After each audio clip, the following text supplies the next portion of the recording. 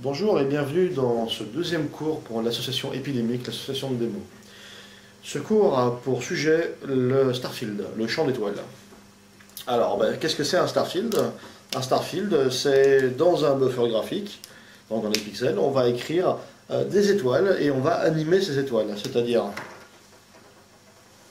si je fais un petit dessin animé là, comme ça, hop, j'ai une étoile qui arrive là. La prochaine case, elle sera un peu plus à gauche, puis encore un peu plus à gauche, puis carrément à gauche. Et puis là, il y en a une qui va arriver ici, et là, elle sera un petit peu plus à gauche, puis encore un peu plus à gauche, puis carrément à gauche, etc.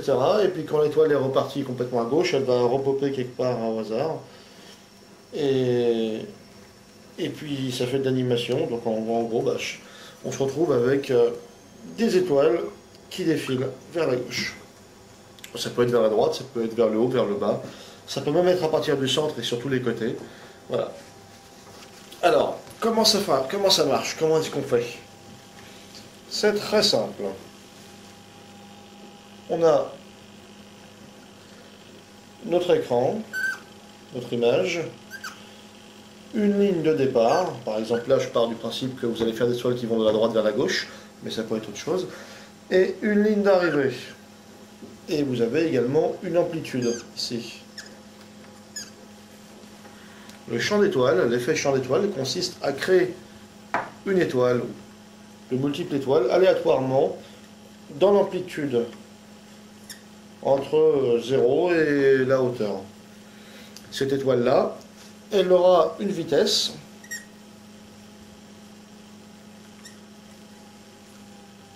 une position en X et une position en Y. Donc, cette position en Y, elle est définie initialement par la fonction random, par rand. Voilà. Et le X, de base, c'est la position de départ. Comme par exemple ici, si on considère 0, alors là on a W qui est la largeur de l'image. Et la vitesse, c'est défini par rand aussi au départ. Alors bien sûr, il vous faut des bornes, parce que la vitesse c'est le nombre de pixels dont l'étoile va progresser depuis un appel de l'animation jusqu'à un autre appel de l'animation. Donc forcément, si c'est plus de 5 ou 6, l'étoile va aller tellement vite que vous ne la verrez pas longtemps. L'idée, c'est que x soit égal à x plus la vitesse à chaque fois que vous allez afficher l'étoile à l'écran.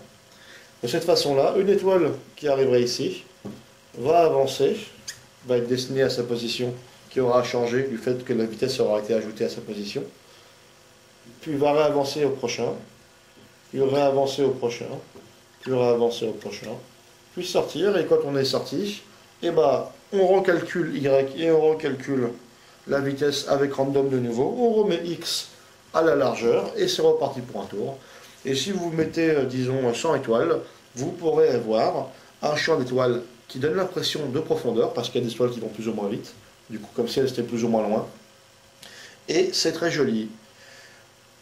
Vous pouvez également donner une taille différente aux étoiles, ça peut être intéressant, ça donne une sensation de réalisme, et vous pouvez bien sûr, encore une fois, les faire partir de la gauche, de la droite, les faire partir en diagonale.